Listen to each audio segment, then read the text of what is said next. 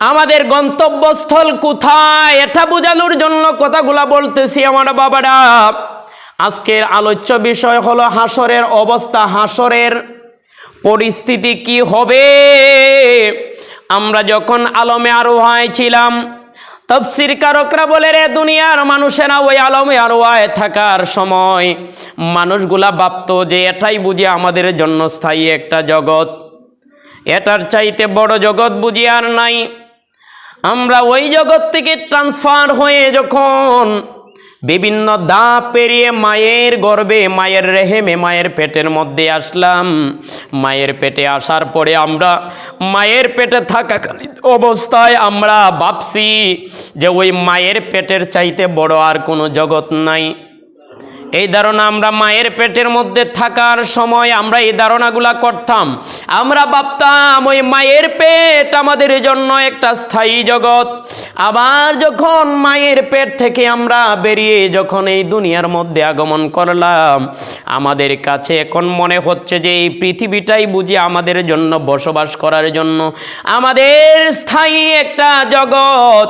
এই পৃথিবীটাকে আমরা আপন মনে করতেছি, এই জন্য বড় বড় বিল্ডিং বানাই, আমরা সম্পদ করি, বাড়ি করি, গাড়ি করি, এই দুনিয়ার মধ্যে কত কিছু আমরা করে জীবনটারে সাজাই এই দুনিয়াতে থাকার জন্য। বলিন আল্লাহু আকবার। অথচ আমার আল্লাহ বলে রে দুনিয়ার মানুষেরা, এই দুনিয়াকে তোমরা স্থায়ী জগৎ মনে করতেছো এটাই তোমাদের জন্য, এই জন্য এত সুন্দর করে দুনিয়ার জীবনটা তোমরা সাজাচ্ছ। কিন্তু তোমাদের এটাও মনে রাখা দরকার, যখন তোমরা এই জগতে আসো নাই তখন আরো কয়েকটা জগৎ তোমরা পাড়ি দিয়ে আসছো। ওই জগৎগুলা হলো, একটা হলো আলমে আরওয়া, আর একটা হলো মায়ের রেহেম। বলি না সুবহানাল্লাহ। যখন ওইখানে তোমরা ছিলা তখন তোমরা ভাবছো যে তোমাদের ওইটাই আসল জগৎ।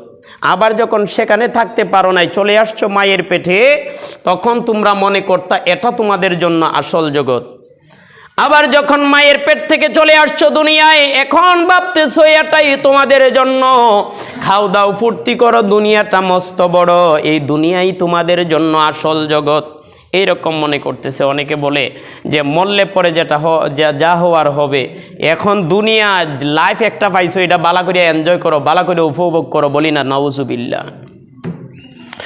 আমার আল্লাহ কোরআনে পাকে বলে, ও দুনিয়ার মানুষেরা, এক আয়াতের মধ্যে আমার আল্লাহ বলে খলাকাল ইনসানু দাঈফা, আমি আল্লাহ দুনিয়ার মানুষদেরকে দুর্বল করে বানিয়েছি। আর এক আয়াতে আমার আল্লাহ বলে খুলিকাল ইনসানু, একটা হলো খালাকাল ইনসান আর একটা হলো খুলিকাল ইনসান।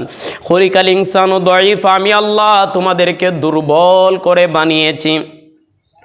কেমন দুর্বল আমার বাবারা? আল্লাহ